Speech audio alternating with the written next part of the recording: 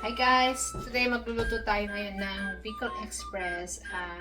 Dahil nag-craving na naman ako, kaya gagawa ako ng Bicol Express.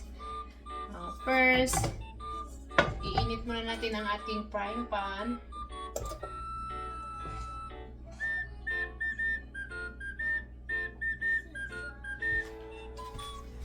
At kumuha tayo ng mantika. Alam natin yung mantika guys.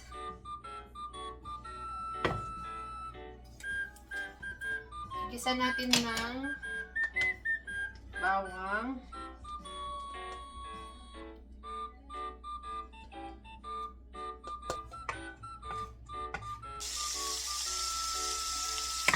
So, mainit na yung bawang. Lalagyan na natin ng sibuyas.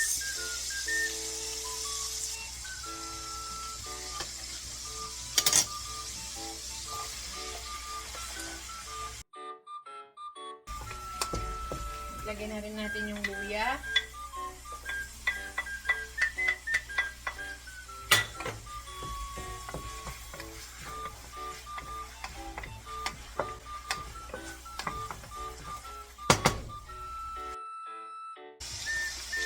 So guys, mainit na.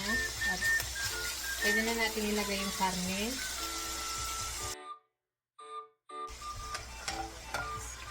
Lagyan na natin lahat yung karne.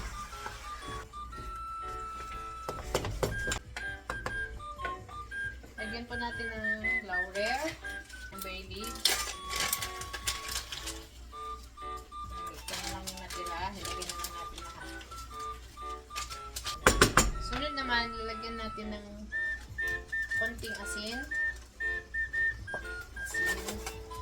Table salt. Konti lang po kasi lalagyan natin mamaya ng kalamang.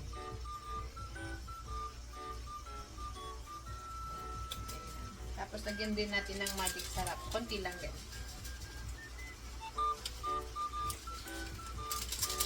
Pwede na yung lagyan natin. Ayan guys. Antayin lang natin na mag-brown yung karne.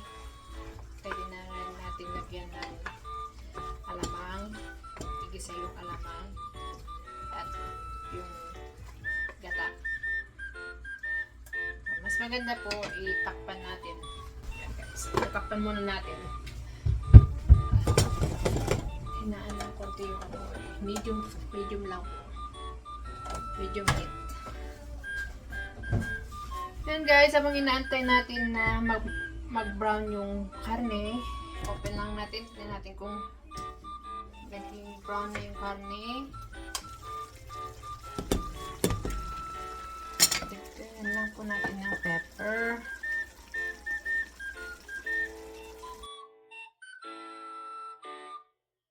Ayan guys, silipin na natin kung malambot na yung karne at pwede na natin lagyan ng alamang at gata.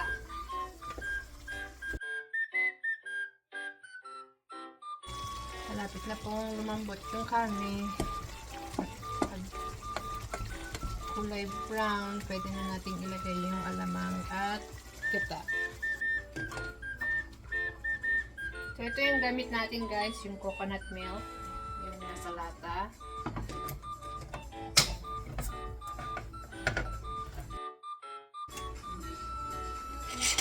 Coconut.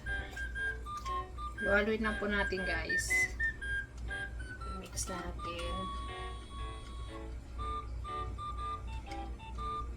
Siguraduhin natin na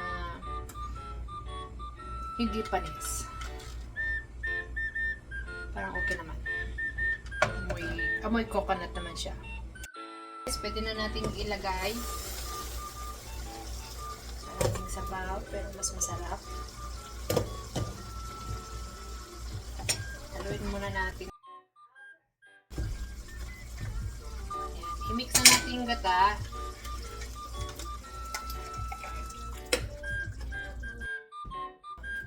Ilagay na rin natin tong alamang.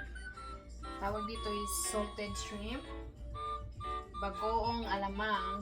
Galing po to sa Pangasinan. Made in Pangasinan, Philippines. Pangasinan brand. Pero binili ko po ito sa Toronto.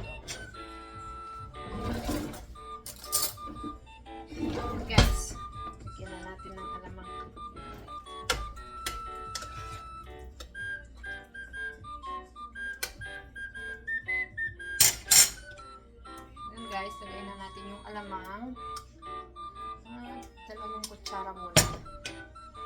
Subukan muna natin kung anong lasa.